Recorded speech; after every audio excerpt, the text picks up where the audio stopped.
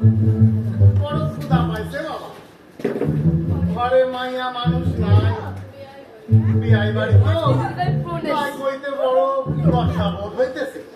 বাবা তারপরে আবার লজ্জা করছো কেন? কিছু আনিয়ে দিতে হবে আনাইবা কেন? ঘরে খাবার দাবার কিছু নাই? আছে, আলু পটলের, হ্যাঁ, আর রুটি এইটুকু, কিন্তু সে তো রাইতের খাবার। তুই থাম বাবা সদানন্দ, তুমি তাহলে কিছু আনায় আইলো। বলুন কি খাবার বলুন। এই ইয়ে হচ্ছে মানে তোমার ওই গোটা দুই কইলা কবিরাজি কাটলে আর একটু কোল্ড ড্রিঙ্কস আনায় এলাম। কি বলেন বিয়ায় মশাই? না, আমি খাবো না, আমার পেটটা ভার। আপনি খান না। ঠিক আছে, আমি অর্ডার করে দিচ্ছি। দাদা কবিরাজি আনাচ্ছি, তাহলে আমার জন্য এক পিস প্লিজ। নিশ্চয় নিশ্চয় নিশ্চয়। যাক বাবা, এই সন্ধ্যাবেলায় খাওয়ানোর একটা ব্যবস্থা হলো কি? আচ্ছা, কাল সকালবেলার টিফিনটা কি হইল?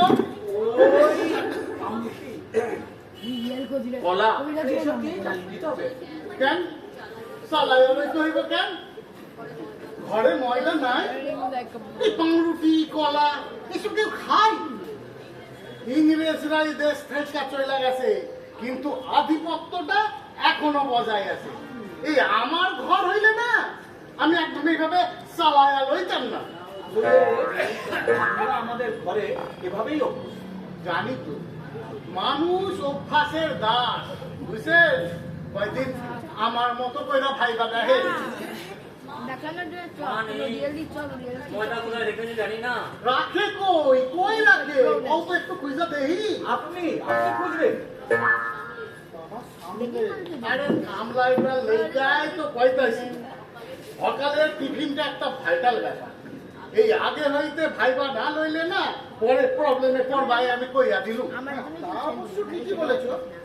এই সকালবেলাতে যদি একটু ফুলকো ফুলকো লুচি, সাদা তরকারি, একটু অমৃতি আর কফি হয়ে যেত, তাহলে ব্যাপারটা জমে যেত না?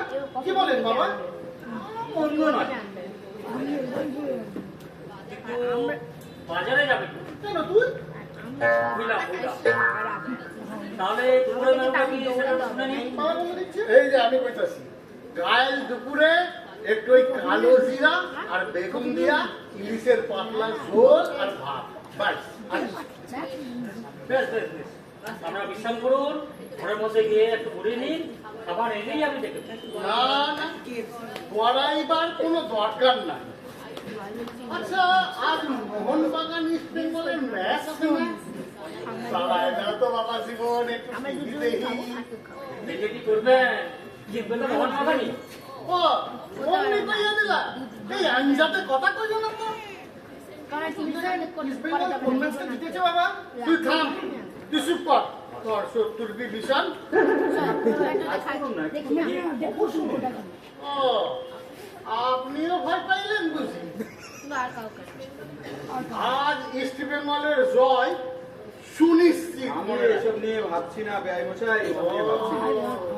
আপনার কানগুলো লইয়া ভাবতেছেন তো? জানি তো কোথায় কেউ হারিয়ে গেছে কিনা, যদি সংবাদে দেখায়। জানি তো, মনটা না ঘুরাইতে জানেন না।